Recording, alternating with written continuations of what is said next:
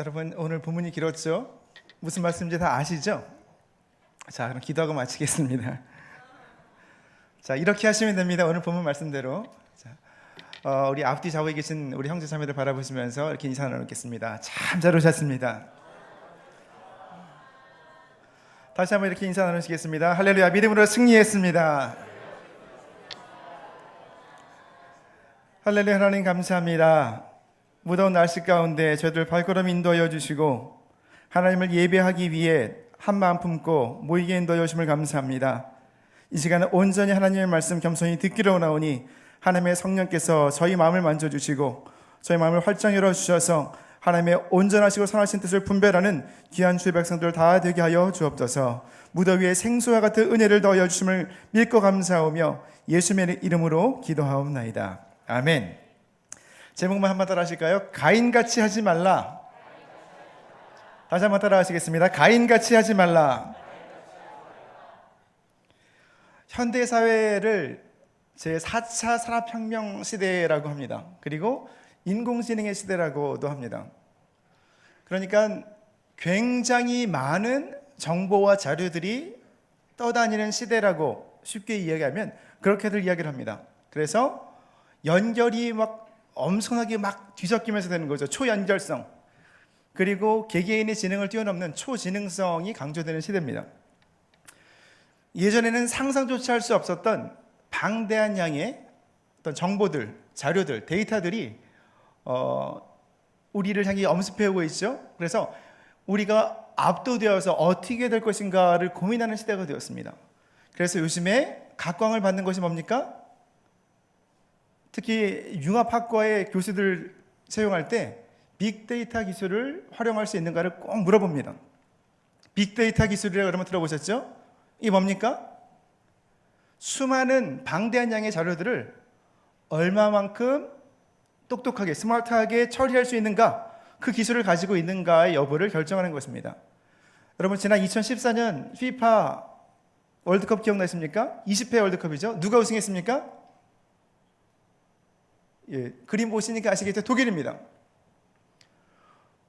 독일 대표팀이 새로 시도한 것이 있습니다. 감독의 경험이나 직관을 의지하지 않고요, 선수 개개인의 데이터를 의존했습니다. 그래서 선수 한 사람 한 사람에게 이렇게 심장 박동수를 이렇게 점검을 하고 맥박을 체크하고 운동량을 계산을 했습니다.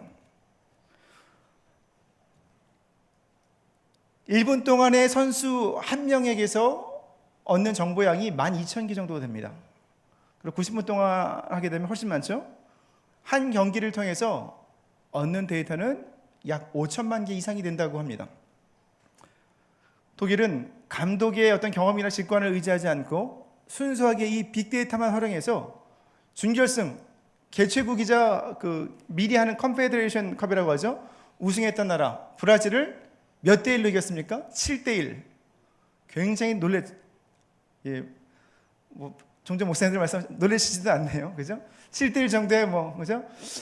저희도 보니까 우리 형제자매들 운동을 잘해서 내년에는 반드시 체육대회를 하되 이웃 교회들과 크게 내기를 걸고 한판 붙을 생각을 하고 있습니다. 굉장히 충만한 자신감과 은혜에 가득 차 있습니다. 가끔가다 청년들 여러분들과 함께 잠깐 모이는 그런 시간들 가운데서 항상 진지한 모습, 뭘 해도 성공하겠구나 우리 형제자매들은. 그래서 어쨌든 독일도 7대 1로 준결승에서 브라질을 꺾고 연장전에서 아르헨티나와 붙습니다. 연장전에 가는 접전 끝에 최고의 전력을 가지고 있었던 아르헨티나를 1대0으로 꺾고 우승을 차지합니다. 굉장히 많은 정보들을 처리하는 그런 기술을 필요로 하는 시대를 우리는 맞이하고 있는 것입니다. 그러한 복잡한 시대 가운데 굉장히 단순한 것이 복음이라는 사실을 사도 요한은 오늘 본문을 통해서 우리에게 전해주고 있습니다. 증거합니다. 이 세상 사람들을 딱 두 부류로 이렇게 구분을 하는 것이죠. 사도 요한이 어떻게 이렇게 구분을 합니까? 분류를 합니까? 하나님의 자녀와 마귀의 자녀, 딱 두 부류로 구분을 합니다. 요한복음 3장 12절에 두 사람의 예를 들어서 우리에게, 요한 1서죠, 우리에게 설명을 하죠. 하나님의 자녀는 아벨을 통해서 우리에게 어떤 모습의 삶을 살았는지를 우리에게 소개를 하고요. 가인을 통해서는 마귀의 자녀가 어떤 모습으로 살아가고 있는지를 소개합니다. 가만히 보면 큰 차이는 없습니다. 여러분, 맨 처음 사람 아담과 하와가 왜 타락하죠? 선악과를 따먹고 타락하죠? 선악과는 뭡니까? 이 열매를 따먹으면 선과 악을 분별할 수 있도록 하는 그런 나무의 열매죠. 선악과 열매는요. 이것은 뭡니까? 다 허락하셨는데 이거 하나만 하나님 허락하지 않으셨습니다. 창조주와 피조물의 차이를 구분하는 것이죠. 선악과를 먹으면서 인류에게 뭐가 들어옵니까? 악이 들어오죠. 원래는 악을 몰랐습니다. 선악과를 먹으면서 악을 알게 된 것입니다. 선악과를 따먹고 남자들은 땅에서 땀을 흘려야지 소산을 먹을 수 있게 되었고 여자들은 해산하는 잉태의 수고를 겪게 되었습니다. 그리고 가인과 아벨과 가인이라는 하나님의 자녀와 마귀의 자녀를 또 이 땅에 내게 되었습니다. 죄의 결과죠. 가인이 아벨을 죽인 다음에 창세기 4장 13절 14절에서 이렇게 말합니다. 내 죄벌이 지기가 너무 무거우니이다. 주께서 오늘 이 지면에서 나를 쫓아내시온 즉 내가 주의 낯을 배웁지 못하리니 내가 땅에서 피하며 유리하는 자가 될지라 무릇 나를 만나는 자마다 나를 죽이겠나이다. 그때 하나님이 창세기 4장 15절을 통해서 그렇지 아니하다. 가인을 죽이는 자는 벌을 7배나 받을 것이라고 말씀하십니다. 종종 여러분들 저한테 질문합니다. 목사님, 아담과 하와가 가인과 아벨을 낳았는데 가인이 아벨을 죽였고 3명 남았는데 그럼 누가 가인을 이렇게 핍박하고 가인을 죽이려 한단 말입니까? 누굽니까? 누굴까요? 정말 모르십니까? 누가 가인을 죽일 수 있을까요? 누가 가인을 위협할 수 있을까요? 여러분, 하나님이 아담과 하와를 창조하실 때 아담과 하와는 어떤 모습으로 창조되었습니까? 성인의 모습으로 창조됩니다. 그리고 하나님께서 생육하고 번성하여 땅에 충만하라. 땅의 모든 것과 하늘의 모든 것과 바다의 모든 생물들을 다스리라 하고 복을 내려주셨습니다. 처음부터 아담과 하와는 성인의 모습으로 창조되어서 성관계를 통해서 굉장히 많은 자손들을 낳았습니다.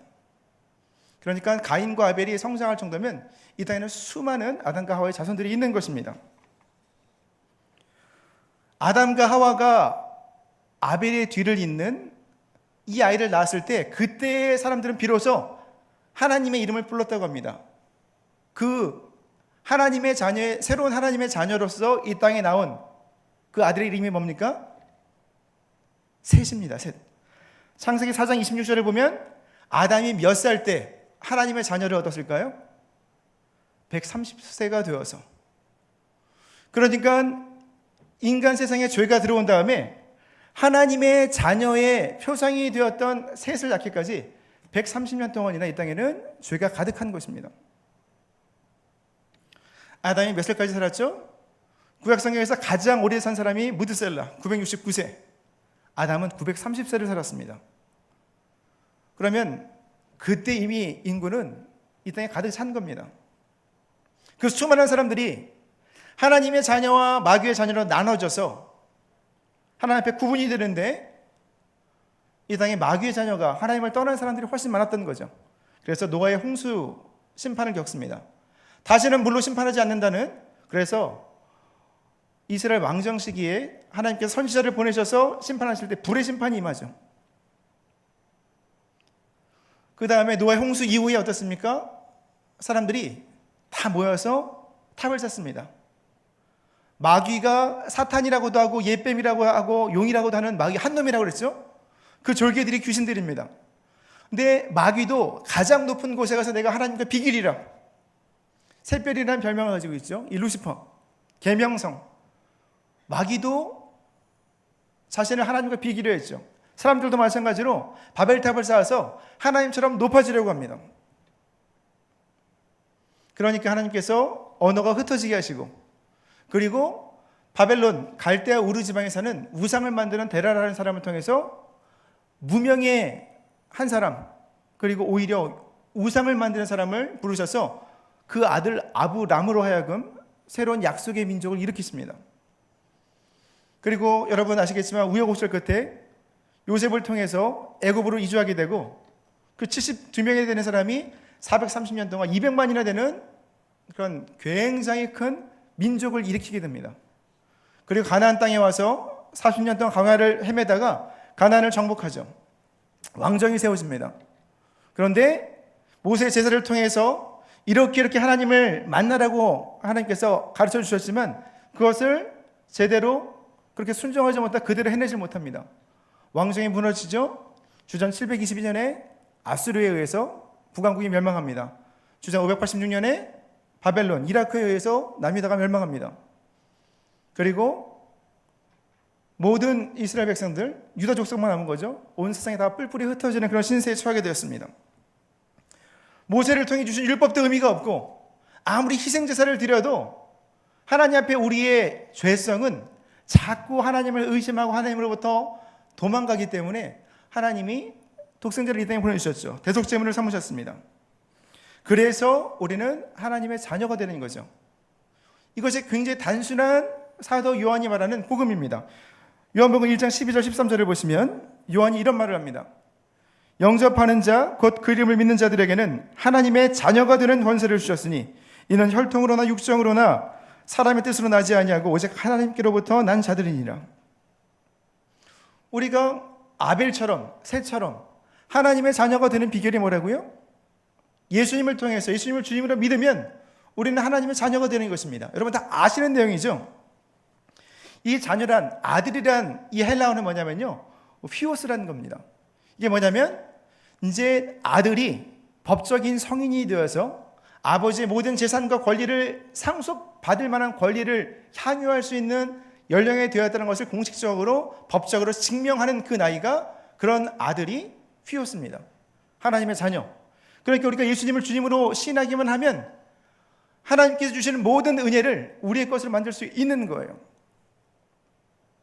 그것은 우리 종교 행위가 아닙니다. 이따가 가인과 아벨을 예를 통해서 이야기를 하겠지만 우리 안에 은근히 이런 마음이 있어요. 내가 이렇게 어려움을 당하는 것, 고난을 당하는 것은 내가 무슨 죄를 지어서일 거야. 그러다가 너무나 지치고 힘들면 하나님은 나를 사랑하지 않은가 보다 하고 하나님을 원망합니다. 그런데 하나님이 여러분이 무엇을 해야지만 응답해 주시는 분일까요? 그렇지 않습니다. 우리가 무엇을 하고 하나님 앞에 온전한 모습을 가져야지만 하나님 앞에 나올 수 있고 하나님의 은혜와 복을 누릴 수 있다면, 여기에 반대로 하나님의 심판도 그때마다 때마다 임할 것입니다. 여기에 온전한 모습으로 앉아있을 사람은 아무도 없습니다. 3장 1절, 예수 그리스도의 피값으로 말미암아 우리는 하나님의 법적인 자녀, 모든 것을 누리는 자녀가 된 것입니다. 이것이 바로 아버지의 사랑이라고 사도 요한은 기록을 합니다. 2절 3절을 보면 하나님의 자녀들은 그래서 어떤 소망을 믿음으로 갖게 되냐면 그리스도께서 모든 영광 중에 나타나시리라는 소망을 갖습니다. 이것은 말로 설명을 들어서 알 수 있는 것은 아니죠. 우리가 약속의 말씀을 따라 기도할 때 하나님께서 깨달음을 주시는 것입니다. 기독교 초기 역사를 보면, 초대교회를 보면요, 네로가 즉위한 지 10년 되는 64년부터 기독교인들을 박해합니다. 그래서 로마의 불을 뭘로 밝힙니까? 그리스도인들을 잡아서 몸에 기름으로 불을 밝히죠.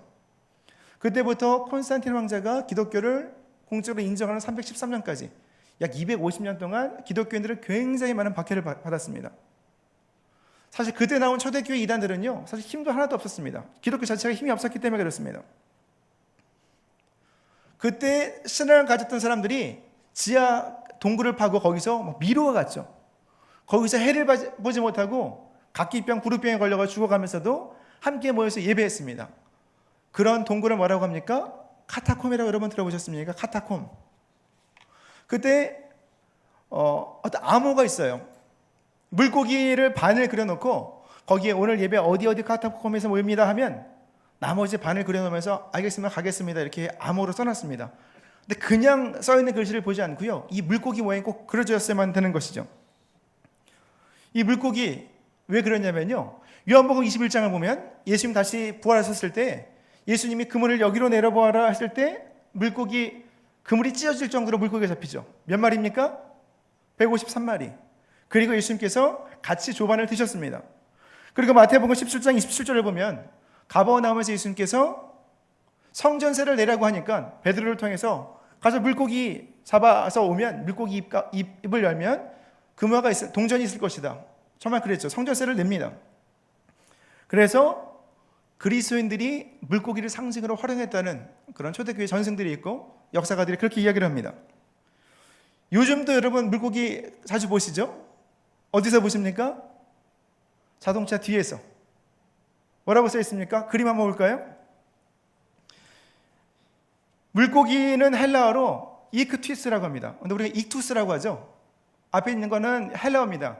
예수스 크리스토스 데오스 휘오스 소테르 이라는 뜻이죠. 예수 그리스도는 데우 휘오스, 하나님의 아들, 소테르, 소조마테, 구원자입니다. 예수 그리스도는 하나님의 아들이시오, 구원자이십니다. 이렇게 믿음을 선포하는 거죠. 이걸 이제 이크투스, 우리는 익투스라고 하죠. 그러면서 예수 그리스도의 구원에 대한 소망을 가지고 이 땅에서 어려움을 겪을지라도 결국은 하나님의 나라가 임할 것이라는 것을 믿고 기대했던 거, 그게 오늘 본문 4절 5절의 말씀이죠. 끝까지 신앙의 절개를 지켰던 사람들, 그 사람들이 6절 말씀대로 예수님을 바라보면서 끝까지 믿음으로 승리한 것이죠. 7절에서 요한은 소아시아 교회 교인들을 향해서 자녀들아라고 또 이렇게 친근한 호칭이라고 그랬죠. 부릅니다. 그러면서 아무도 너희를 미혹하지 못하게 하라. 그러면서 하나님의 자녀들과 마귀의 자녀들은 이런 차이가 있는데, 의를 행하는 사람은 하나님의 자녀요, 죄를 짓는 사람은 마귀의 자녀라고 얘기를 합니다. 우리가 다 아는 것이죠. 그리고 서로 사랑하라고 말을 합니다. 3장 11절 말씀은 똑같은 거죠. 여러분 이제는 하도 얘기를 해서 기억이 다 기억을 하실 겁니다. 모세오경에 있는 율법의 개수가 몇 가지라고요? 하지 말라는 명령 1년이 며칠이라고요? 365일. 모세 율법에는요 365가지 하지 말라는 명령이 있습니다. 그리고 몇 가지 하라는 명령이 있습니까?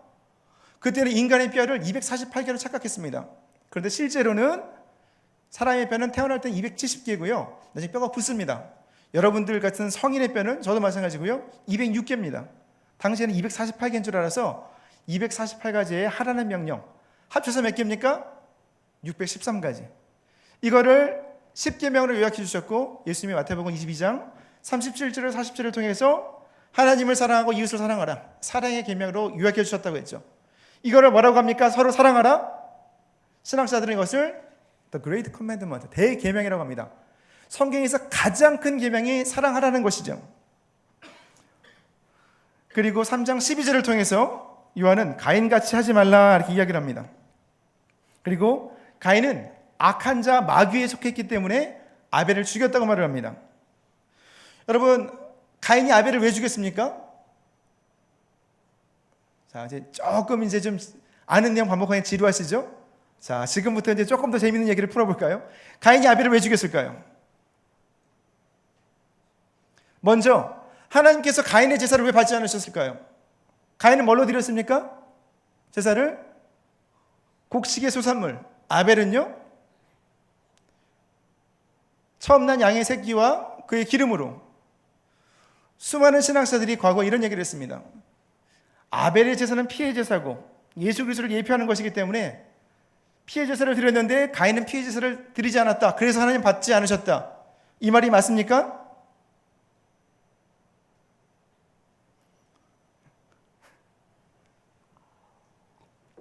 이 말이 맞으면 제가 그런 얘기를 할 이유가 없었겠죠. 제사법은 언제 주십니까? 하나님께서 출애굽하고 광야에서 레위기에서 모세에게 주십니다. 뭐죠? 번제, 소제, 화목제, 속주제, 속건제. 번제 뭡니까? 올라, 다 태워드리는 겁니다. 소제는 곡식의 제사. 그러니까 곡식의 제사라고 하나님께서 폄하하시는 게 아니죠. 세 번째 화목제, 하나님과 우리 가운데 화목제. 이거는 뭐냐면 제물을 드린 사람이 나누어 먹는 겁니다. 오늘날로 말하면 감사헌금, 여기서 나온 것이 낙성제라는 게 있어요. 근데 그걸 제외하고 속죄제랑 속건제랑 다 똑같은 건데요. 죄를 속하는 건데 속죄제는 죄에 대한 속죄 제물이고 속죄 제사고 속건제는 반드시 보상이 들어갑니다. 그래서 속건제를 보상제라고 말합니다. 그러니까 레위기에서 하나님께서 피해 제사를 가르쳐 주셨기 때문에 피해 제사를 드리지 않아서 하나님께서 가인의 제사를 받지 않으셨다. 이건 틀린 겁니다. 그럼 왜 하나님께서 가인의 제사를 받지 않으셨을까요?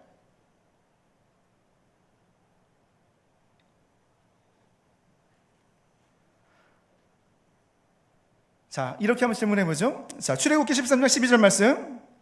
너는 태에서 처음 난 모든 것과 내게는 가축의 태에서 처음 난 것을 다 구별하여 야훼께 돌리라. 수컷은 야훼의 것이니라. 이것은요, 모든 것을 주신 하나님께 감사하는 마음가짐이 가장 중요한 예배자의 마음이고 예물을 드리는 그런 사람의 마음임을 강조합니다. 예전에는 청년들이 첫 월급 받으면 월급을 막 드린 적도 있습니다. 요즘도 그런 청년들이 있죠.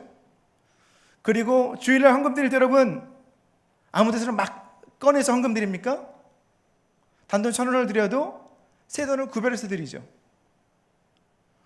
예전 같으면 저는 어렸을 때요, 저희 아버지 목회하실 때 저희 어머니랑 헌금이 새 돈이 없으면 이렇게 다리미로 다리시는 모습들도 굉장히 많이 봤습니다.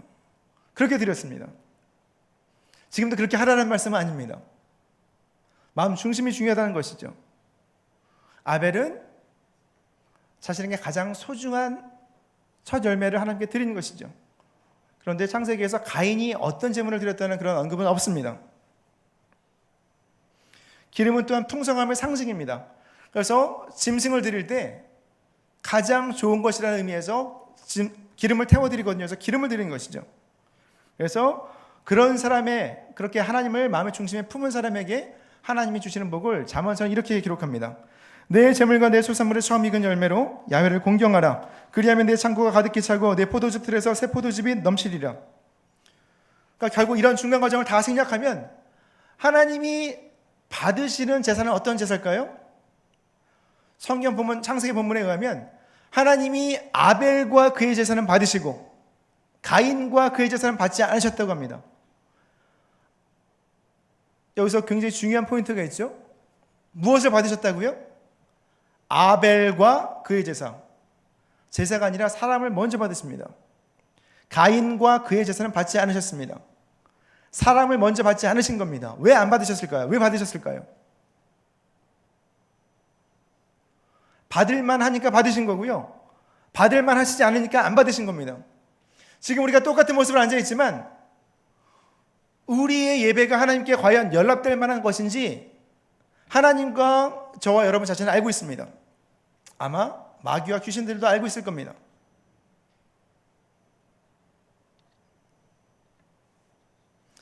사도 바울이 예루살렘에 있는 교회의 교인들을 위해서 마게도냐 교회들이 어려움 가운데서 구제 헌금을 하는 것을 보면서 칭찬하면서 고린도후서 8장 5절 이렇게 이야기합니다. 그들이 먼저 자신을 주께 드리고 또 하나님의 뜻을 따라 우리에게 주었도다. 마게도냐 사람들은요, 로마의 지배를 받으면서 세금을 다 뺏기고 천연자원을 다 뺏기면서도 어려운 가운데도 예루살렘 교인들이 힘들다고 하니까 예물을 보내고 헌금을 보냅니다. 아벨도 마찬가지로 하나님께 자신을 먼저 드리는 것입니다. 그때 하나님께서 아벨의 제사는 받으시고 가인의 제사는 받지 않으셨습니다. 가인이 자기의 삶을 드리지 않았기 때문입니다. 그런데 가만히 보니까 가인이 올 때 아벨의 제사만 받으시는 거예요, 하나님이. 그러니까 몹시 분해서 안색이 변합니다. 하나님이 경고하시죠. 창세기 4장 6절 7절입니다. 내가 분하여 하면 어찌 됨이며 안색이 변하면 어찌 됨이냐. 내가 선을 행하면 어찌 낯을 들지 못하겠느냐. 선을 행하지 아니하면 죄가 문에 엎드려 있느니라. 죄가 너를 원하나 너는 죄를 다스릴지니라. 죄는요, 단순히 하나님이 정하신 규칙이나 계명을 위반하는 것, 선을 넘는 것이 아닙니다. 죄는요, 가인을 그리고 저 여러분을 덮치기 위해서 우리의 삶 가운데 우리 문 앞에 웅크리고 엎드려 있습니다. 이게 히브리어로 라가츠라는 겁니다. 이게 똑같은 단어가 어디서 사용되냐면 베드로전서 5장 8절입니다. 근신하라 깨어라 너희 대적 마귀가 우는 사자와 같이 두루다니며 삼킬 자를 찾나니. 죄는 동물적인 굶주림을 가지고 우리의 삶의 문턱 곳곳에서 우리를 노리고 있습니다. 우리가 해야 될 일은 무엇입니까? 하나님이 가인에게 말씀하신 것처럼 죄를 다스리는 거예요. 죄를 어떻게 다스릴 수 있습니까? 여러분이 죄를 다스릴 수 있습니까? 못해요. 그래서 예수 그리스도의 이름을 통해서 하나님 앞에서의 삶을 사는 거예요. 이거 라틴어로 코람데오라고 여러분 들어보셨죠? 코람데오. Before God, in front of God. 하나님 앞에서 삶이죠. 우리가 하나님을 생각하면서 하나님 앞에서 삶을 산다면 우리는 어떻게 막 죄를 지을 수 있습니까? 못 짓습니다. 어떻게 감히 죄를 이렇게 막 지어요? 하나님의 눈에 보이시지 않으니까 우리는 우리 마음대로 죄를 짓고 이렇게 그냥 거룩한 척하고 앉아있는 겁니다. 그런데 하나님은 아시죠? 우리 예배가 그분께서 받으실 만한 예배인지 아닌지를. 사실 가인이 분을 발한 것은 누구를 향해 분을 발한 것입니까? 하나님을 향해 분을 발한 거죠. 아벨에게 어떻게, 하나님에게 어떻게 할 수 없으니까 아벨에게 분을 쏟아낸 것뿐입니다. 창세기 4장 8절 본문에서 하나님이 이렇게 죄가 너를 원하나 너는 죄를 다스릴지니라 경고하셨는데 바로 이어진 8절에서 가인이 아벨을 어떻게 죽였다고 기록합니까? 4장 8절 쳐 죽였다. 이거는 분을 바란 거죠. 하나님이 원망스럽고 하나님을 대적하고 싶은데 감히 전능하신 하나님께 어떻게 할 수 없으니까 만만한 사람은 옆에 있는 아벨입니다. 이런 경우가 교회에도 종종 있죠. 예를 들어서 재직들이 담임 목사님에게 이야기할 수 없는 경우에 그럼 부교역자들을 공격하죠. 그리고 교역자들도 마찬가지입니다. 어떤 장로님에게 어떻게 싫은 소리를 할 수 없으면 안수 집사님, 권사님, 집사님 점점 힘이 없는 사람을 향해서 칼날을 들이대는 것이죠. 그 마음이 곧 죄를 다스리는 데 실패한 마음, 죄의 사슬에 이 올무에게 마음을 내어준 마음입니다.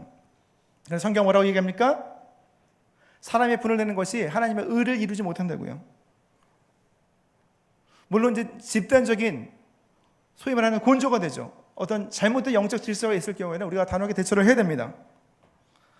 하지만 우리는 죄를 다스려야 되는 거죠. 가인이 왜 죄를 다스리지 못했습니까? 왜 그럴까요? 왜 죄를 다스리지 못했을까요? 믿음이 없었기 때문이라고 성경은 기록합니다. 히브리서 11장 4절 소위 말하는 믿음적인 히브리서 11장이죠. 믿음으로 아벨은 가인보다 더 나은 제사를 하나님께 드림으로 의로운 자라 하시는 증거를 얻었으니 하나님이 그 예물에 대하여 증언하심이라. 그가 죽었으나 그 믿음으로서 지금도 말하느니라. 그리고 6절은 하나님이 기뻐하시는 삶의 제물은 믿음이라는 사실을 또 우리에게 다시 한번 또 강조하죠. 우리가 자꾸 읽었었던 그런 본문이죠. 믿음이 없이는 하나님을 기쁘시게 하지 못하나니 하나님께 나가는 자는 반드시 그가 계신 것과 또한 그가 자기를 찾는 자들에게 상 주시는 이심을 믿어야 할지니라.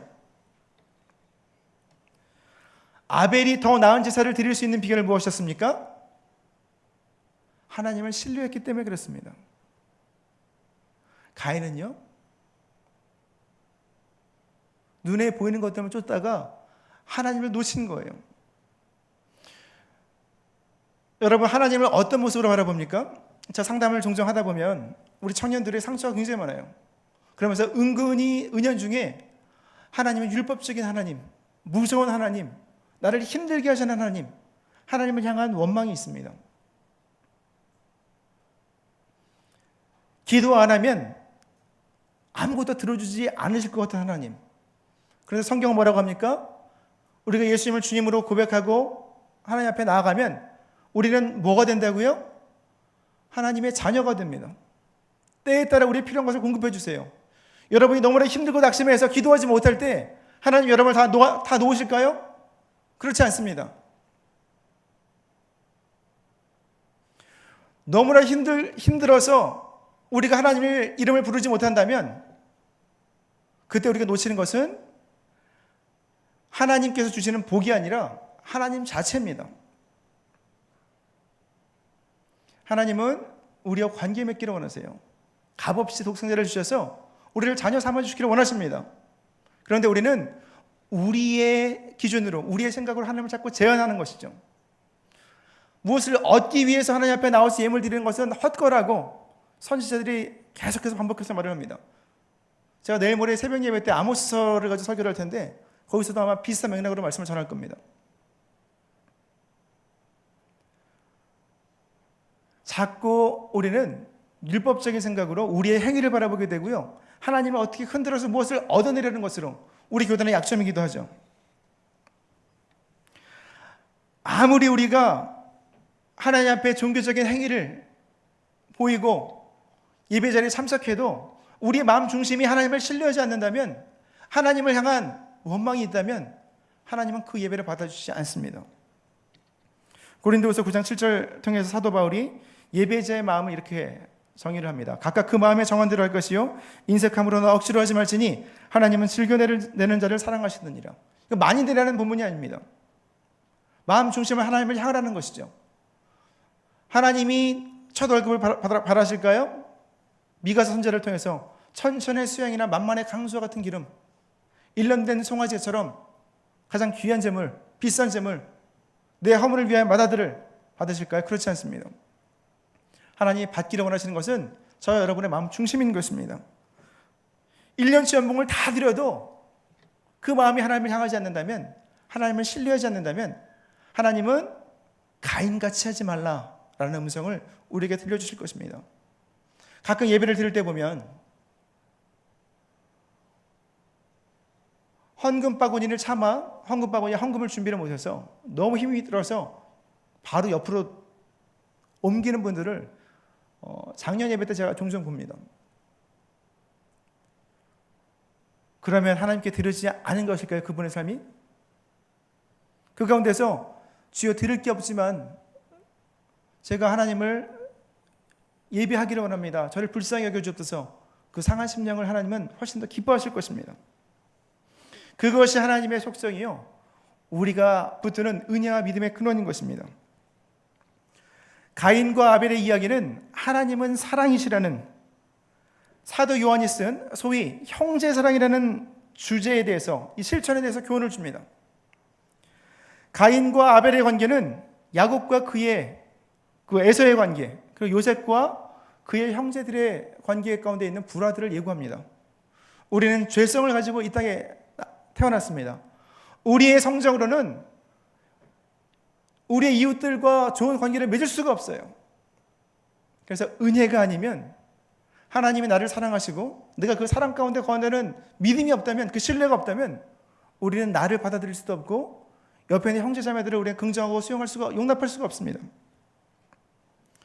혹시 여러분 은근히 마음에 상처가 있습니까? 하나님을 향한 아픈 마음이 있습니까? 원망하는 마음이 있습니까? 괜찮습니다. 하나님의 지금 들려주시는 음성을 들으시기 바랍니다. 가인에게 주신 마지막 기회의 음성입니다. 창세기 4장 9절, 내 아우 아벨이 어디 있느냐?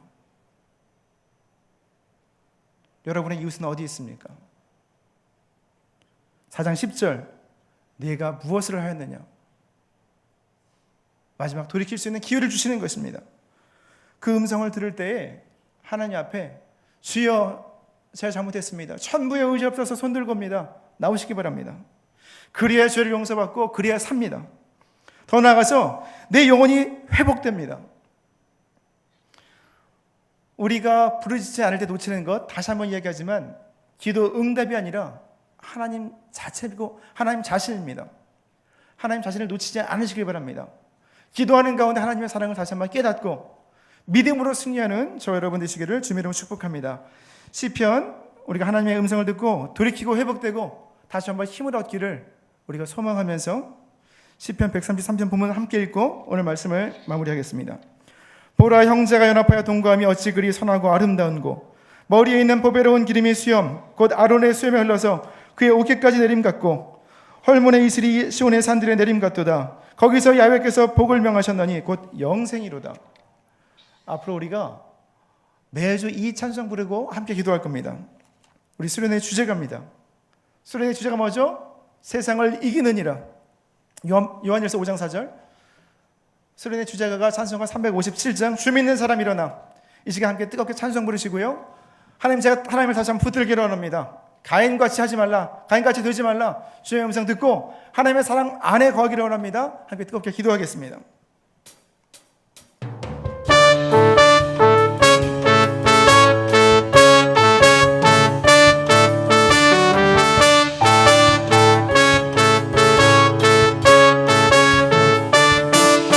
주 믿는 사람 일어나 다 힘을 아파요. 이 세상 모든 마귀를 다져서 멸하세. 저 앞에 오는 적군을 다 싸워 이겨라. 주 예수 믿는 힘으로 온 세상이 믿음이 이기네.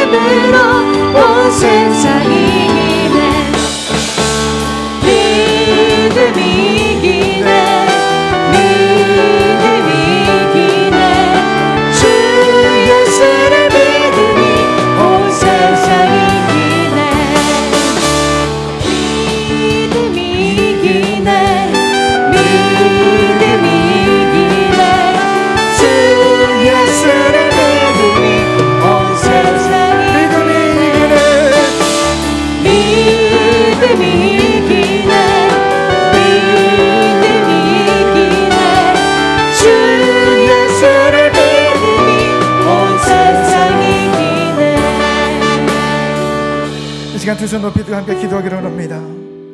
주여, 제가 혹시 하나님을 놓치고 있지 않습니까? 하나님의 선하심을 의심하고 있지 않습니까? 하나님, 이 시간 입술을 열어 기도할 때 성령의 충만함을 더하여 주옵소서. 하나님 바라보게 인도하여 주시고 깨달음 허락하여 주셔서 믿음으로 승리할 수 있도록 다시 한번 좁혀 나갈 수 있도록 은혜 더하여 주옵소서. 주님 이름으로 함께 기도합니다. 주여, 주여, 주여.